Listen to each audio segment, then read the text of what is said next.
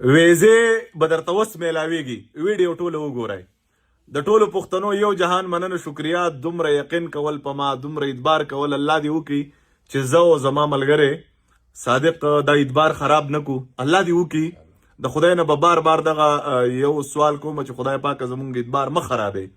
ځکه یې مه خرابوي چې مونږ تشه ویډیو کړی ده د 71 ویزې چې کوم دي د دې پیسې خلکو جمع کړي دي. په یو ځای کې په بل ځای کې ورته هم وی چې هلکه لږ صبر وکړه چې مونږ خپله پیس کولا وکړو نو بیا به یې په هغې کې وایي چې نه بس زمونږ اعتماد دی.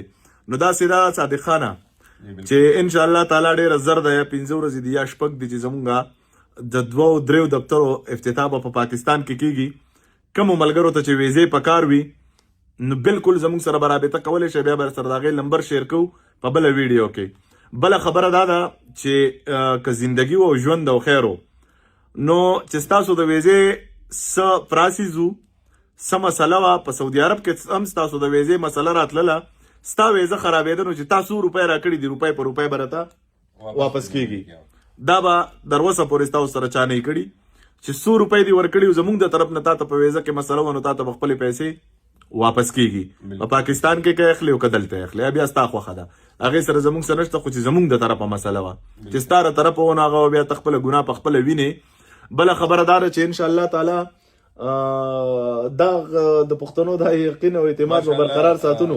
ضمیر صاحب ماشاءالله ماشاءالله زه ستا ټول چې کوم مینوال دي هغې خاص کر په تا باندې کوم ټرسټ کړی دی کوم یقین یې به تاسو باندې کړی دی نو انشاءالله ستا دې د ټرسټ دې د یقین چې کوم دی دا به مونږ چېرته هم دې ته ټیسټ نه رسو دا به مونږ نه خرابو.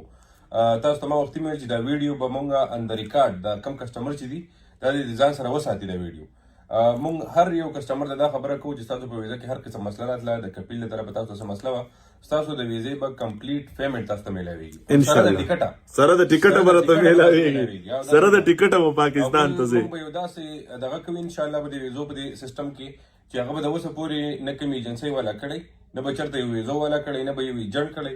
انشاءالله مونږ به دومره سهولیات ورکوو دې خلکو ته دومره سهولیات په دې ویزې په لګېدلو پروسس کې به د نورو کې چې دا په خپله باندې زما ستا چې کوم ډسکشن شوی دی اوس چې ما کله دا لیست کړو ماشاءالله نو د 71 کسانو د اوس ایډوانس کې پیسې جمع کړي دي موږ ډیمانډ هم نه دی کړی په خپله باندې کسانو مطلب ستاسو د مینوال چې کوم دي دومره اعتبار او یقین په تاسو باندې کوي. کېدای شي ته خبره کوې خو کېدای شي چې دا ټرانسپورټ هم ورته موږ پرې کوو انشاءالله موږ به ډېر زیات انشاءالله سهولیات ورکوو ډېر انشاءالله.